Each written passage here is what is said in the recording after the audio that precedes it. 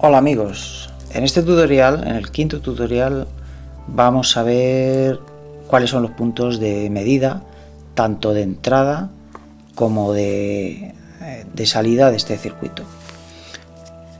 Tenemos aquí en el esquemático el circuito de una bobina primaria, con su bobina de inicio, su bobina trigger, y además tenemos la parte del circuito de descarga por condensador, en este caso con MOSFETs. Lo vimos en el tutorial 3 de esta serie, este circuito. Bueno, aquí, para identificar los puntos de medida de este circuito, lo primero tenemos aquí la batería primaria. Este sería el primer punto de medida del circuito. También podemos identificar, ese sería un punto de medida de entrada del circuito, es decir, de entrada de potencia del circuito.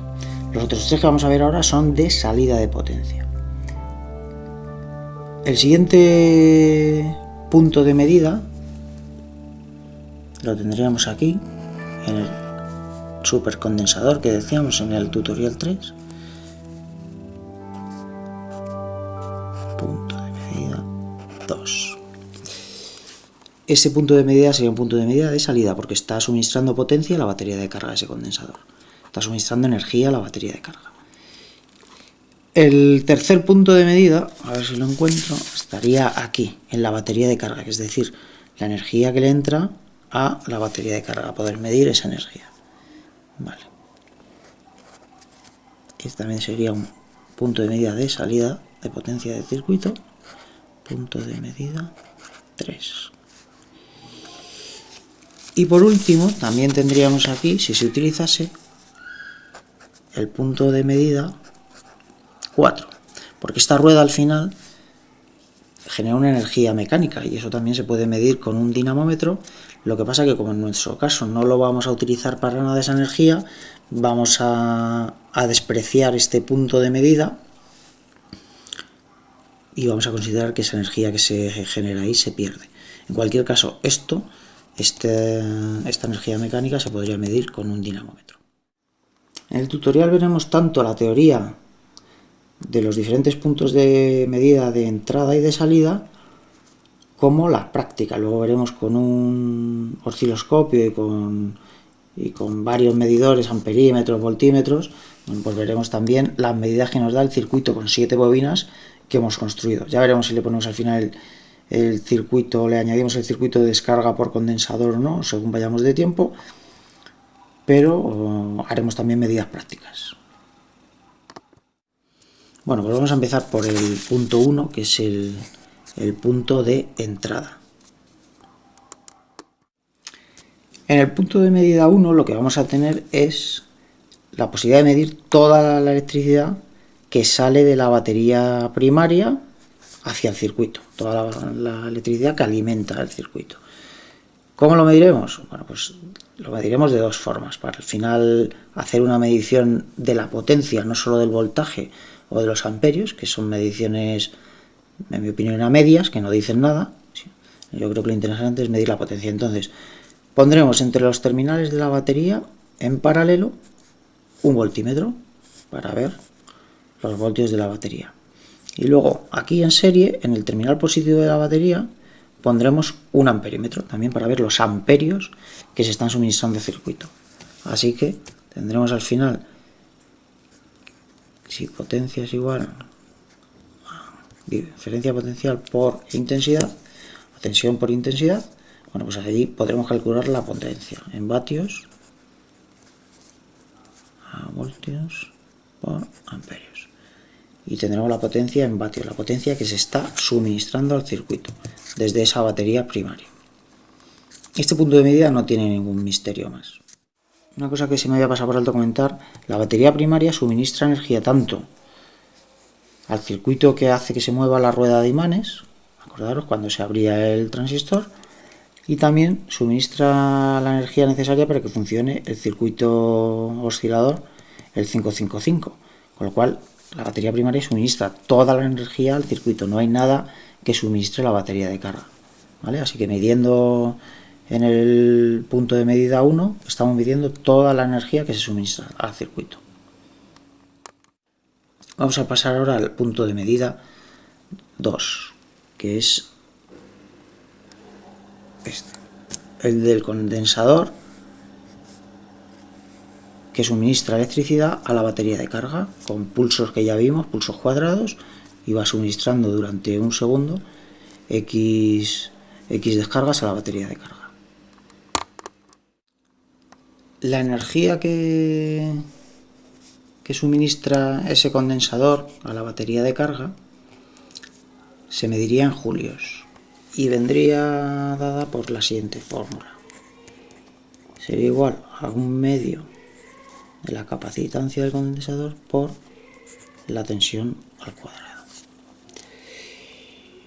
¿Cómo calculamos esto? Bueno, pues si con un osciloscopio lo conectamos al condensador, vamos a ver las diferentes bajadas de tensión, bajadas y subidas de tensión según se carga y se descarga el condensador.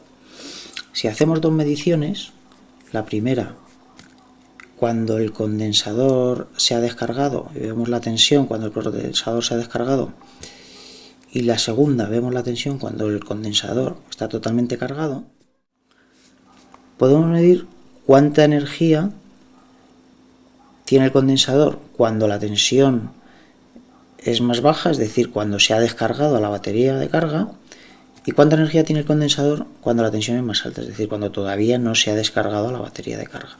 La diferencia entre ambos nos dará la energía que se está suministrando a la batería de carga en una descarga.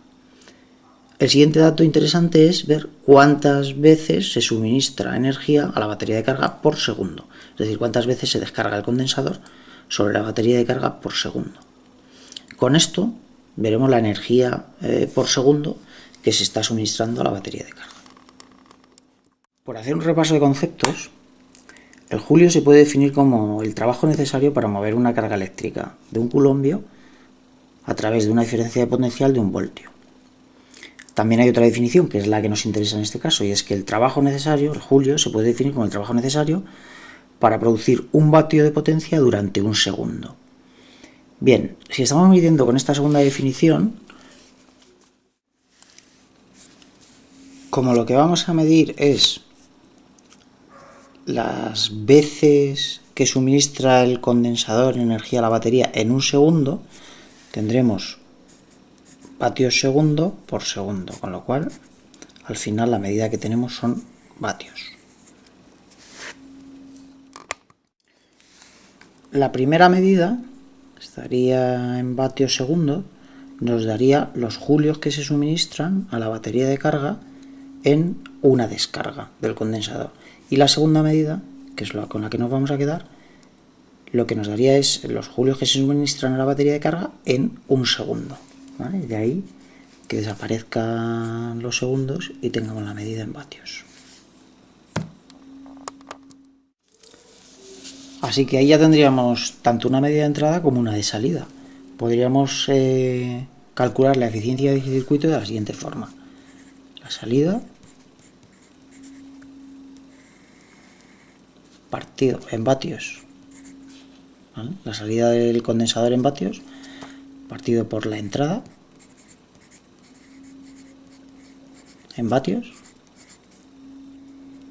y si lo multiplicamos por 100, pues tendremos el porcentaje de eficiencia del circuito, el coeficiente de rendimiento del circuito. Ya veremos los valores que nos da a nosotros, los valores reales que nos da a nosotros con la bobina que hemos hecho, pero lo que dice John Bedini es que este ratio en un circuito configurado en modo tracción estaría en torno al 50%, y en un circuito configurado en modo repulsión estaría en torno al 35%. 50% en modo tracción y 35% en modo repulsión. Es lo que considera John Bedini unos valores aceptables para el circuito. Ya veremos lo que nos da a nosotros. Bueno, el siguiente punto de medida es igual de sencillo que el primero. Es el punto de medida 3, que lo que va a medir es la potencia que hay en la batería de carga. Bueno, aclarar que en el fondo medir la potencia durante la carga, durante el proceso de carga, medir la potencia que hay en la batería de carga no tiene mucho sentido. porque el voltaje está cambiando continuamente, está subiendo continuamente según se está cargando. La medición se haría de la siguiente, se haría igual que en la batería primaria, o sea, pondríamos un voltímetro en paralelo en los terminales de la batería y pondríamos un amperímetro en serie en el terminal positivo de la batería. He dicho lo anterior, que no tiene sentido medirlo mientras está cargando, porque lógicamente el voltaje va subiendo. De verdad el punto que sí es significativo es cuando la batería está cargada, es cuando se debería hacer esa toma de medida, cuando la batería ha llegado al punto que está cargada. Esto también lo veremos en detalle en el siguiente tutorial, en el que vemos los ciclos de carga y descarga, pero bueno, este punto de medida tampoco tiene más misterio. Un voltímetro y un amperímetro y se calcula la potencia. Bueno, por último tendríamos el punto de medida 4, que como he dicho mediríamos la energía mecánica de la rueda con un dinamómetro. Si alguien está interesado en hacerse un dinamómetro casero, ahora va a aparecer sobreimpresionado un link a un vídeo de YouTube donde podéis ver cómo construiros un dinamómetro. En cualquier caso, nosotros esta medida, puesto que no estamos usando la rueda para nada, es decir, no estamos convirtiendo esa energía mecánica en energía eléctrica, pues vamos a obviar este punto de medida y vamos a considerar que esta energía de momento se pierde. Porque yo las pruebas que he hecho al conectarle una correa y engancharle un pequeño motorcito para generar energía eléctrica, el motor, no, la rueda no tiene la suficiente fuerza, no tiene el suficiente, o sea, el par es muy bajo y acaba parándose la rueda, con lo cual vamos a descartar este punto de medida. Una cosa más que quería aclarar es que cuando empecé con estos tutoriales, en el primer tutorial en concreto y de forma muy intencionada, dije que esto no era un dispositivo para, por ejemplo, proporcionar energía para una casa, lo que dice John Bedini. Y lo que yo también creo es que esto es un dispositivo que es muy efectivo para cargar baterías y que proporciona un efecto concreto sobre la batería de carga. ¿Por qué lo digo esto? Porque en verdad, y este punto quizás sea un poco más controvertido, cuando medimos la potencia de entrada en la batería primaria y la potencia de salida en la batería de carga, veremos que la eficiencia de circuito a mí nunca me ha dado desde luego un ratio superior a 1, es decir, un COP, un coeficiente de rendimiento superior al 100%. Veremos que, bueno, pues que esto tiene datos relativamente mediocres, que pueden estar entre el 50 y el 75%. Sin embargo, John Bedini lo que mide es los julios que se entregan a la batería de carga, o sea, los julios que salen de la batería primaria y los julios que suministra la batería de carga una vez cargada. Y lo que dice es que se necesitan menos julios que salen de la batería primaria para que la batería de carga esté completamente cargada y se descargue hasta un determinado nivel. Es decir, y con un ejemplo muy burdo, habría que ver los números ahora, lo veremos en el siguiente tutorial.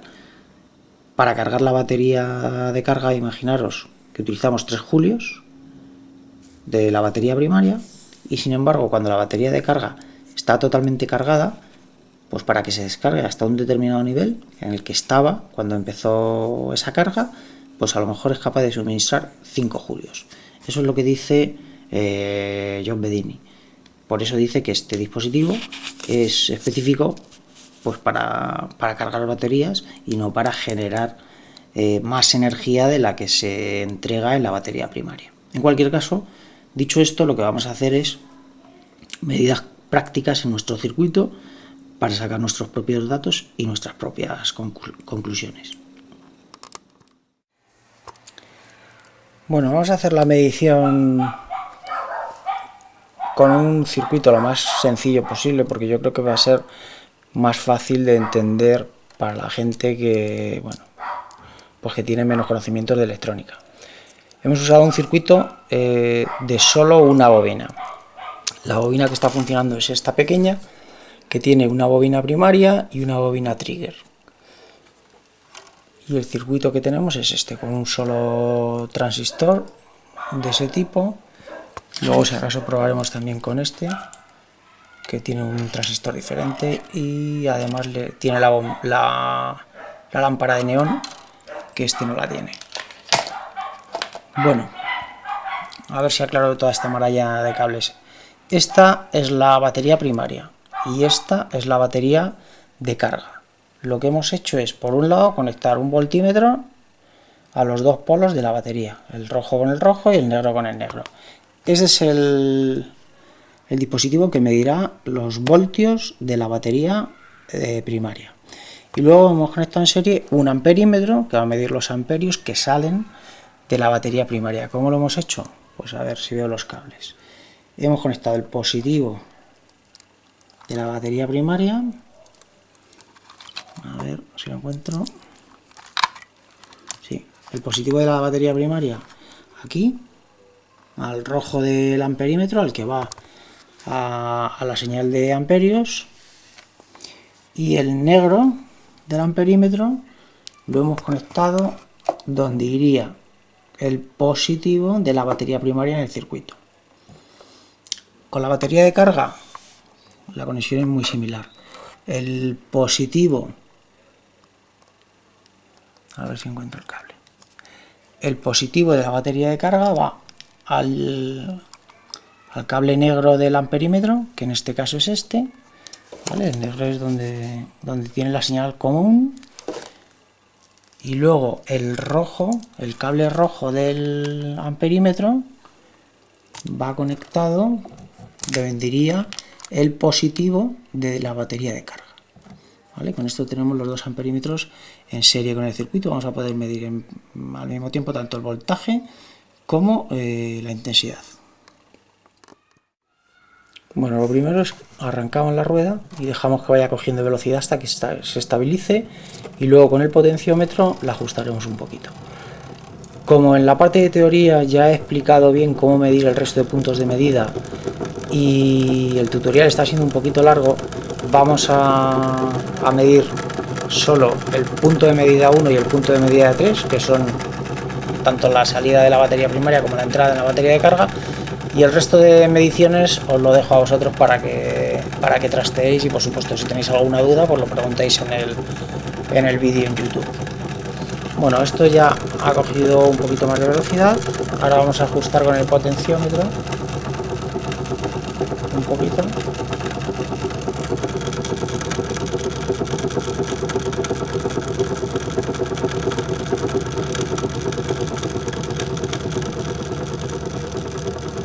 Ahora va cogiendo un poquito más, ahí.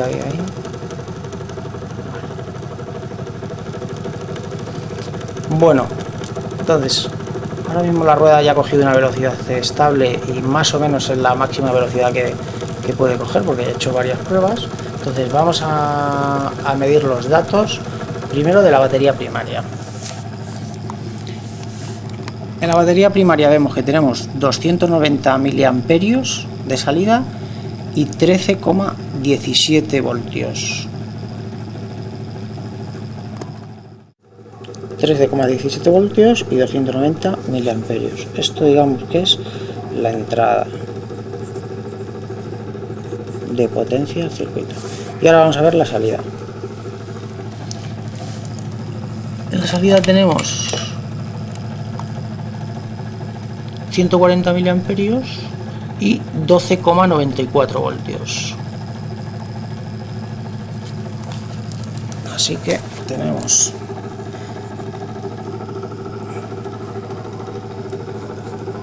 $12,94 y 140 miliamperios. Vale, esto es la salida. Podríamos ajustar un poco con el potenciómetro para bajar la intensidad de entrada, pero bueno, es muy proporcional. Cuando baja esto, también baja la intensidad de salida, con lo cual vamos a hacer los cálculos de coeficiente de rendimiento del COP con estos parámetros. Recordad que, como he dicho en el vídeo, sería salida partido por la entrada por 100.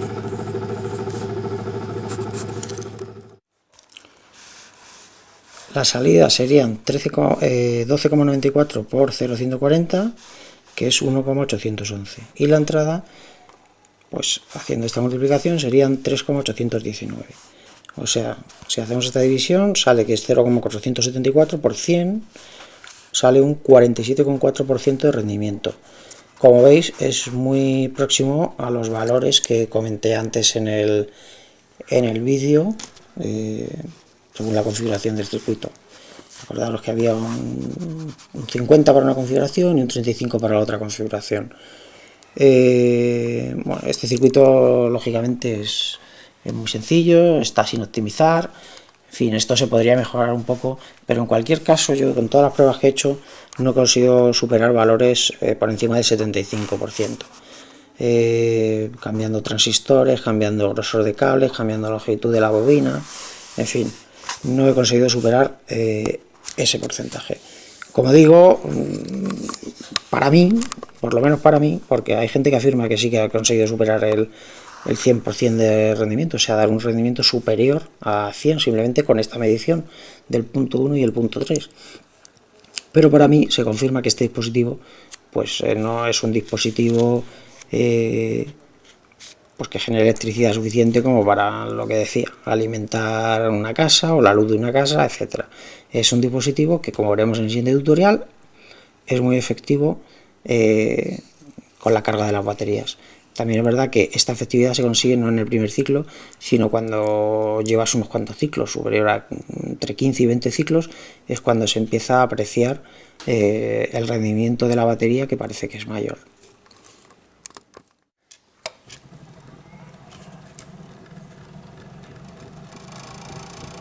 La medición de tanto de los amperios de entrada y salida, el voltaje de entrada y salida, deberíamos hacerlo cuando la rueda ha alcanzado su velocidad máxima y además hemos ajustado el potenciómetro para que el consumo de la batería primaria, los amperios o miliamperios que está suministrando la batería primaria, sean los mínimos posibles. Para ver la velocidad de la rueda, pues podemos usar un tacómetro digital que nos da, a ver si lo puedo hacer, ahí, podemos utilizar un tacómetro digital con el láser que nos da las revoluciones por minuto. Ahí está dando esto, ahora mismo 577, a ver si lo pongo bien, 804 revoluciones por minuto. Esto, si no tenéis tacómetro, también podréis mirar las revoluciones por minuto que lleva con un osciloscopio. ¿Cómo? Pues mirando las veces que se abre y se cierra el transistor por segundo y dividiéndolas entre el número de imanes. Esta rueda tiene 8 imanes.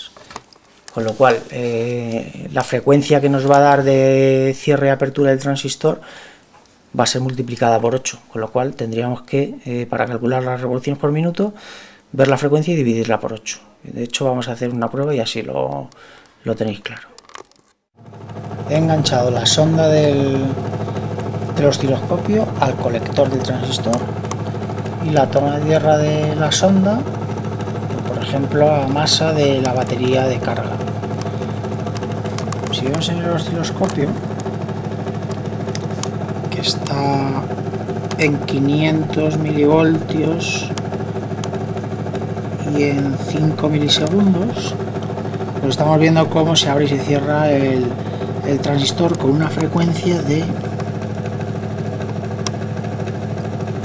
105. Bueno, hay veces que llega incluso a 130, pero bueno, vamos a ir viendo 105, por ejemplo, podemos coger como valor.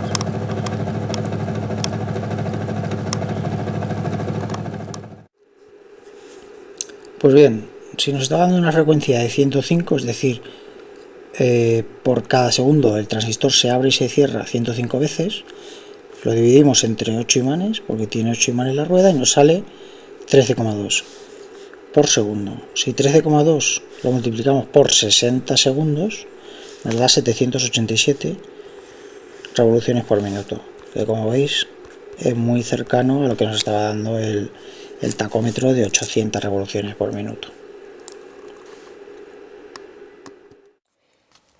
Ya hemos visto en el tutorial el punto de medida 1 y el punto de medida 3. Y con esto damos por finalizado esta quinta entrega de la serie y nos vemos en el siguiente tutorial. Espero que os haya parecido útil este tutorial. Hasta luego.